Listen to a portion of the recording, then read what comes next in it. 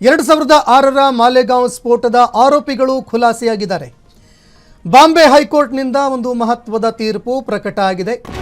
ಕೊನೆಯದಾಗಿ ಉಳಿದಿದ್ದ 4 ಆರೋಪಿಗಳು ಖುಲಾಸೆಯಾಗಿದ್ದಾರೆ. 9 ಆರೋಪಿಗಳನ್ನು ದೋಷ ಮುಕ್ತಗೊಳಿಸಿತ್ತು ಹೈಕೋರ್ಟ್. ಈ ಬೆನ್ನಲ್ಲೇ ಇದೀಗ 4 ಆರೋಪಿಗಳನ್ನು ಕೂಡ ಖುಲಾಸೆ ಮಾಡಲಾಗಿದೆ. ಈ ಬಾಂಬ್ ಸ್ಫೋಟದಲ್ಲಿ ಒಟ್ಟು 37 ಮಂದಿ ಮೃತಪಟ್ಟಿದ್ರು.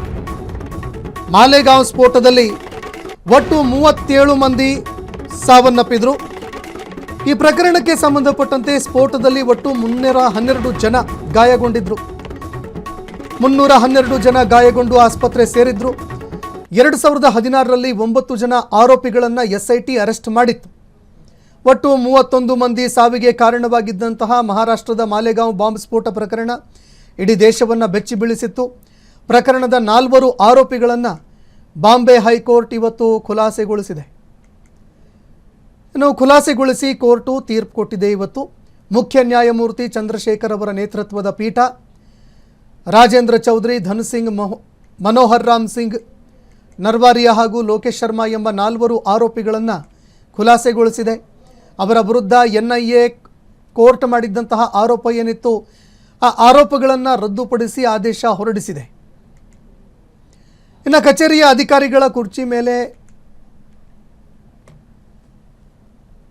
ಈ ವಿಚಾರಕ್ಕೆ ಸಂಬಂಧಪಟ್ಟಂತೆ ಇವತ್ತು ಕೋರ್ಟು ತೀರ್ಪನ್ನು ಪ್ರಕಟ ಮಾಡಿದೆ.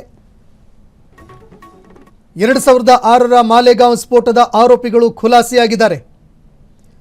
ಈ ಪ್ರಕರಣದಲ್ಲಿ ಮುಖ್ಯ ನ್ಯಾಯಮೂರ್ತಿ ಚಂದ್ರಶೇಖರ್ ಅವರ ನೇತೃತ್ವದ ಪೀಠ ಆದೇಶವನ್ನು ಹೊರಡಿಸಿದೆ. ರಾಜೇಂದ್ರ ಚೌಧರಿ, ಧನ್ ಸಿಂಗ್, ಮನೋಹರ್ ರಾಮ್ ಸಿಂಗ್, ನರ್ವಾರಿಯಾ ಹಾಗೂ ಲೋಕೇಶ್ ಶರ್ಮಾ ಒಟ್ಟು 4 ಜನ ಆರೋಪಿಗಳು ಖುಲಾಸೆಯಾಗಿದ್ದಾರೆ. ಇವರ ಹೆಸರು ಕೇಳಿಬಂದಿತ್ತು. ಈ ಪ್ರಕರಣದಲ್ಲಿ ಸ್ಫೋಟ ಮಾಡಿದ್ದಾರೆ ಅನ್ನುವಂತಹ ಒಂದು ಪ್ರಕರಣದಲ್ಲಿ ಇವರ ಹೆಸರು ಬಂದಿತ್ತು ಮಾಲೆಗಾಂವ್ ಸ್ಫೋಟದಲ್ಲಿ. ಅದಾದ ನಂತರ ಪ್ರಕರಣಕ್ಕೆ ಸಂಬಂಧಪಟ್ಟಂತೆ 2016ಕ್ಕೆ 9 ಜನ ಆರೋಪಿಗಳನ್ನು ಅಧಿಕಾರಿಗಳು ಅರೆಸ್ಟ್ ಮಾಡಿದರು.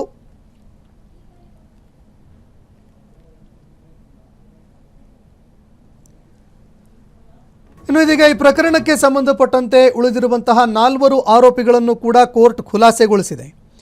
4 ಜನ ಆರೋಪಿಗಳನ್ನು ಕೂಡ ಕೋರ್ಟು ಖುಲಾಸೆಗೊಳಿಸಿದೆ. ಈಗ ಮಾಲೆಗಾಂವ್ ಬಾಂಬ್ ಸ್ಫೋಟ ಪ್ರಕರಣಕ್ಕೆ ಸಂಬಂಧಪಟ್ಟಂತೆ ಸಾಕಷ್ಟು ರಾಜಕೀಯ ಹಗ್ಗಜಗ್ಗಾಟ ಕೂಡ ನಡೀತು. 4 ಜನ ಆರೋಪಿಗಳನ್ನು ಖುಲಾಸೆಗೊಳಿಸಿದೆ ಬಾಂಬೆ ಹೈಕೋರ್ಟ್. 2006ರ ಮಾಲೆಗಾಂವ್ ಸ್ಫೋಟ ಪ್ರಕರಣಕ್ಕೆ ಸಂಬಂಧಪಟ್ಟಂತೆ ಸತ್ಯ ಅಂತಿಮವಾಗಿ ಹೊರಹೊಮ್ಮಿದೆ ಅಂತ BJP ನಾಯಕರು ಇದನ್ನು ಸ್ವಾಗತ ಮಾಡಿದ್ದಾರೆ. 2006ರಲ್ಲಿ ಈ ಮಾಲೆಗಾಂವ್ ಸ್ಫೋಟ ಪ್ರಕರಣದಲ್ಲಿ ಬಾಂಬೆ ಹೈಕೋರ್ಟ್ ಒಟ್ಟು 4 ಜನ ಆರೋಪಿಗಳನ್ನು ಖುಲಾಸೆಗೊಳಿಸಿದೆ. ಈಗ ಮಾಲೆಗಾಂವ್ ಸ್ಫೋಟಗಳಲ್ಲಿ ಅಮಾಯಕ ಜನ ಸಾವನ್ನಪ್ಪಿದ್ರು. ಈ ಪ್ರಕರಣಕ್ಕೆ ಸಂಬಂಧಪಟ್ಟಂತೆ ಕಾಂಗ್ರೆಸ್ ಪಕ್ಷ ರಾಜಕೀಕರಣಗೊಳಿಸಿದೆ ಅಂತ ಆಗ ಸಾಕಷ್ಟು ಈ ವಿಚಾರ ಚರ್ಚೆಗೂ ಕೂಡ ಕಾರಣ ಆಯಿತು.